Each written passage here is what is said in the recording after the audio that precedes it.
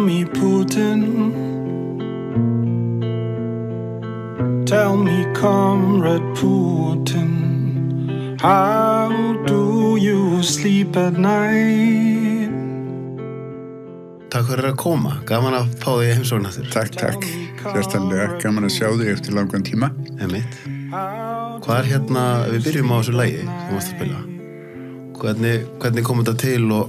Þetta kom þannig til að það var að innrásin í Úkraínu hneykslaði alla og leit út og lítur enn út eins og mjög ljótt ofbeldisverk af hálfu Pútins og við settumst niður Þorsteinn Einarsson sá mikli tónlistarsnillingur og ég samdi svolítinn texta sem hann samdi þetta lag við og söng og þetta lag tjáir mikla tilfinningar, mikla andúð á innrásin í Tékkóslóvakíu. Það sko ljóslífandi fyrir hugskotssjónum manns myndir af fólki að koma á bráðamóttöku sjúkrahúsa í Úkraínu, ung hjón með 18 mánaða gamalt barn sem dó og svo framvegis og svo sannarlega leit þetta stríð út eins og öll önnur stríð, eins og glæpur gegn mannkyni. En síðan stríðið byrjaði í Úkraínu, síðan innrásin byrjaði, hefur svo margt gerst. Meðal annars að forseti Bandaríkjanna hefur gefið þá yfirlýsingu að hann ætli sér ekki að semja við morðingja eins og Pútin. Og hver afleiðingin af því að semja ekki við morðingja eins og Pútin? Afleiðingin svo að fjöldin allur af Úkrænumönnum hafa tækifæri til þess að deyja. Það verið að og rússneskum hermönnum líka. Leðu mér að ljúka því sem ég að segja, strákauli. Og auðvitað er það ekki, sko nú var ég að tala um þetta frá sjónarhorni þess sem að finnst það á hans í ráðist. Akkurat. Og það eru Úkrænumenn. Síðan hinum megin við landamærin þá eru rússar sem er verið að fara feitilega illa með, verið að slátra á bílinu, verið að etja í bardaga í þessu stríði sem eru til þess eins fallnir að drepa allar sem taka þátt í honum. Akkurat. En fyrst og fremst meðan við Vesturveldin, meðan NATO og Bandaríkin halda áfram að skopla vopnum inn í Úkraínu, þá halda Úkrænumenn áfram að hafa tækifæri til þess að deyja. Nú það eru til örlög sem eru verið en dauðinn. Ef ég maður rétt þá var síðasta bókin sem Kurt Vonnegut gaf út kölluð, ég maður rétt þá hét Fate Worse Than Death, örlög verið en dauðinn. En það ekki ásættanlegt að stuðla því að fleiri og fleiri ungir Úkrænumenn og ungir rússar geti dáið í þessu stríði. Það ekki ásættanlegt og mér finnst það heldur dapurlegt þegar íslenska ríkið fer að styðja Úkrænumenn með því að senda þeim peninga til að sköpa skotfæri. Ég hjartanlega saman. Mér finnst það brjóta í bága við það sko friðsemdar prinsip sem við höfum haldið í báðum höndum. Það hægt að styðja Úkrænumenn á svo margan annan máta. Og eitt víst að við höfum stutt á myndalega með að taka á móti gífurlegum fjölda flóttamanna frá Úkraínu langt umfram það sem aðrar þjóðir hafa gert. Við höfum tekið á móti, sko, ef við verpum því yfir í flóttamenn á nefnfært, þá ættu Bandaríkjamann að taka á móti 3,5 milljónum eða 4 milljónum Úkraínumanna til þess að taka á móti jafnmiklu við. Þannig við höfum staðið okkur mjög vel þar og má jafnvel leiða því rök að við höfum farið yfir línuna, hefðum átt að taka við færri og hlúaðu meira. En það sem að veldur mér áhyggjum svo deyfð sem nú orðin í hugum manna þegar það kemur að stríðinu í Úkraínu.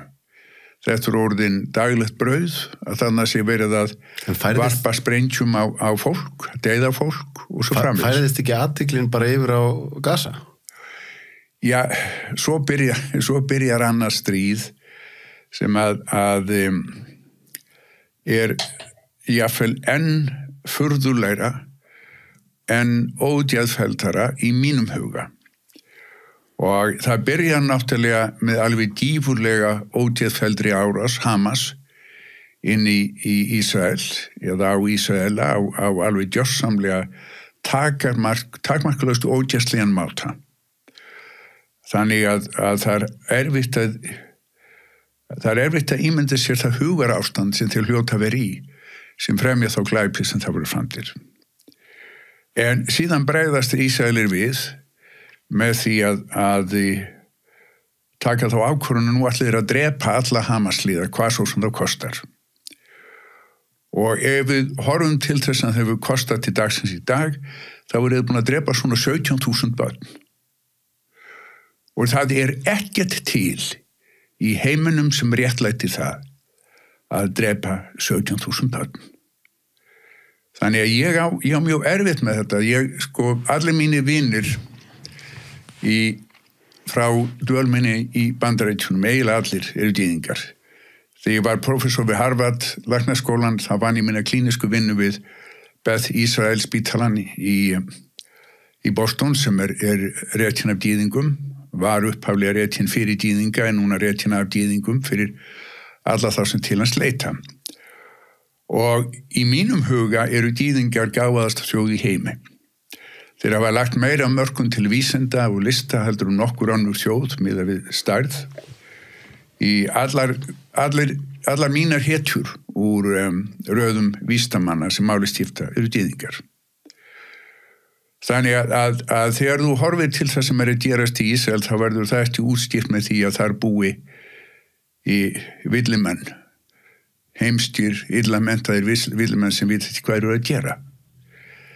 Já, það er hins vegar skoðun flestra vina mína úr öðrum gyðinga í Bandaríkjunum að Netanyahu sé fasisti. Hann sé að reka stefnu sem ekki sé á nokkurn hátt hægt að réttlæta. Og það sem stendur upp úr líka er að Ísrael að mörguleiti er ríki sem byggir á kynþátta misrétti. Það er að segja, það er ríki sem byggir á því að gyðingar séu börn Guðs og aðrir séu tölvögt og óæðri. Nú, þetta er ekki bara skoðun þeirra sem eru mjög trúaðir gyðingar, þetta er bóstalega, þetta kemur inn í það hvernig gæðum er úthlutað í því landi, menntun, heilbrigðisþjónustu og svo framvegis. Þannig að Ísrael er dálítið erfitt land að flokka takast á við. Vegna þess að þar ríkir raunverulega það sem var kallað apartheid sínum tíma í Suður-Afríku. Þar eru menn flokkaðir eftir uppruna sínum en ekki samkvæmt ekki á þeim grundvalli allir séu jafnir og jafnrétt hjá í samfélaginu. Hvað myndir þú segja við, því nú ertu búin að tala um Úkraínu og Rússland, nú erum við að tala um Ísrael og svo nefnir Suður-Afríku. Svona opinbera narratífið er eins og þú segir með Pútín og síðan þetta sem þú ert að segja við, það bara, ég held að hljóti allir að vera sammála að það sé ekkert sem réttlæti það að 17.000 börn séu drepin. Ég vona að við séum allt saman. Þetta er það sem heldur vöku fyrir mér á nætturna er að þarna eru Ísraelar að fá ferjuð vopn frá Bandaríkjunum, sprengjur til að varpa á heimili fólks í Gaza. Það er búið að jafna Gaza við jörðu. Það eru einhver innviðir eftir. Það er ekkert eftir. Það er búið að eyðileggja sjúkrahús, það er búið að eyðileggja íbúðarhús, það er búið að eyðileggja skóla, það er búið að eyðileggja allt. Og þetta er gert kerfisbundið og það læðist þann mann sá grunnur að markmiðið sé ekki að útrýma Hamas, að markmiðið sé að útrýma þeim möguleika að þarna geti Palestínumenn búið í framtíðinni. Nú okkur sagt til dæmis að það sé hungursneið sem sé byrjuð í Norður Gaza og sé að flytja suður eftir. Það sé að þarna séu börn núna ekki bara deyja af sprengjubrotum og byssukúlum, heldur deyja úr hungri.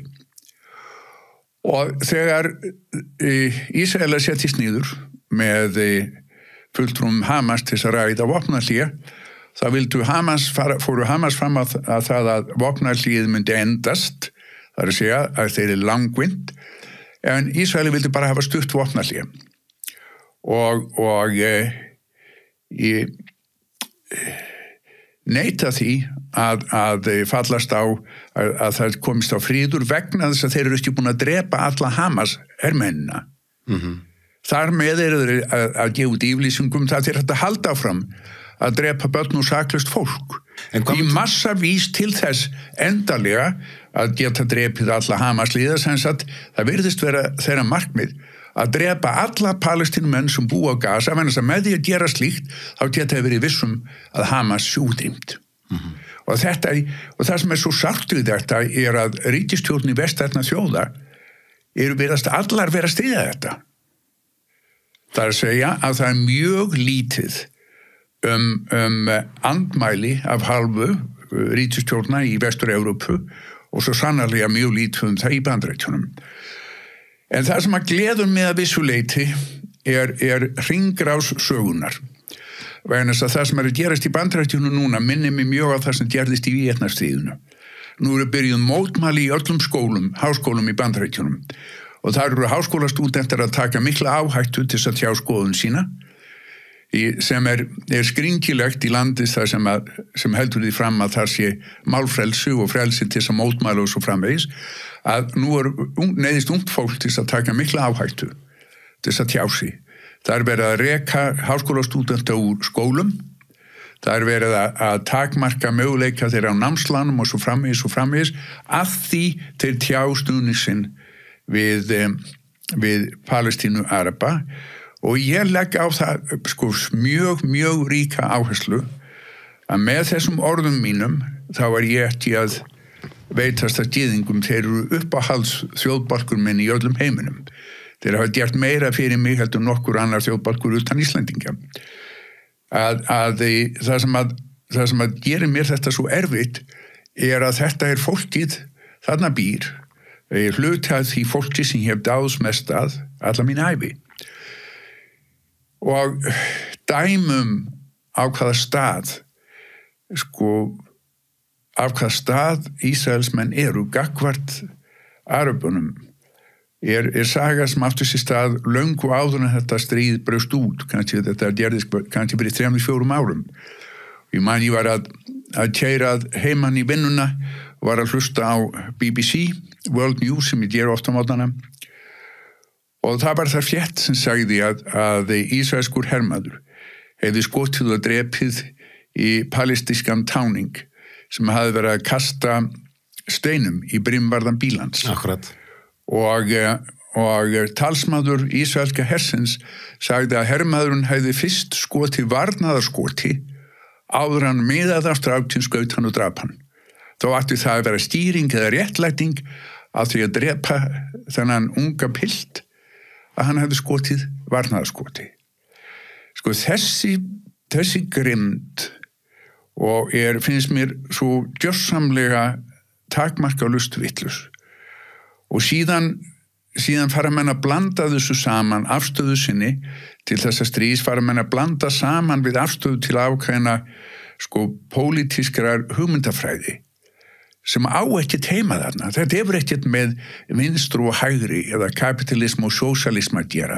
Þetta hefur bara með það að gera að leyfa sér ekki að réttlæta það sé verið að drepa fólk eða drepa börn. Alveg sammála, en ef við myndum fara aðeins dýpra en hægri vinstri, að því að þú talaði ráðan Bandaríkin, hvað með bara hergagna iðnaðin, manni líður eins og það séu, eins og ég sé þetta, þá eru öfl sem vilja það séu stríð. Og til dæmis þegar þetta byrjar í Úkraínu og Rússlandi, að þá leið mann eins og yfirvöld í Bandaríkjunum væru ekki að reyna að gera neitt til þess að koma í veg fyrir að þarna yrði stríð. Já, ég held innst inni að það geti ekki verið rétt. Ég held eins og að menn verði svolítið skamsýnir, hafa ekki átt að sjá því þannig hvert þetta var að fara.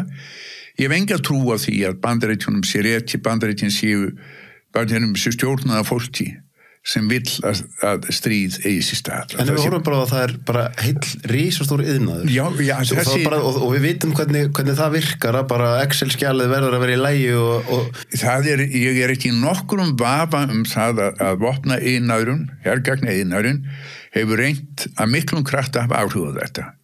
Og það engin spurning að hergagna iðnaðurinn fitnar eins og Pútín á prikinu í öllum þessum stríðum og eru stjórnvöld í Bandaríkjunum ekki undir áhrifum frá þessum ég alveg sem að þau reynir svo þau geta af áhrif en ég líka vissum að það fjöltin allur af samtökum sem að leggja mikið á sig við að reyna að finna leið til að stöðva þetta en ef við veltum fyrir því þegar við hvernig við getum orðið svo miklir klaufar í þessu öllu saman. Til dæmis gerðist það núna einhvern daginn að Íranir gerðu dróna árás á Ísrael. Og það alveg ljóst að þetta var 30. árás. Það var enginn sem meiddist, enginn sem dó og ekkert sem skemmtist í Ísrael. En utanríkisráðherra Íslands hoppaði upp og mótmælti þessari árás á miklum krafti. Þetta sami utanríkisráðherrann og hefur ekki mótmælt því að Ísraelið séu að varpa sprengjum á íbúðarhúsnæði og séu að nota þá leið til að þeir ganga í skrokka á Hamas sem liggur í gegnum líf lítilla barna.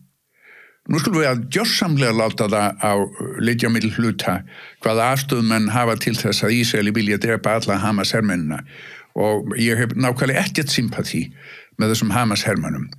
Og ég hefði ekkert á móti því að Ísraeli reyndi að nota einhverja aðferð til að útrýma þeim, en það ekki ásættanlegt að leiðin til þess liggi í gegnum það að drepa lítil börn og saklaust fólk og eyðileggja gjörsamlega, algjörlega í það lands sem bjuggu yfir 2 milljónir palestínumanna.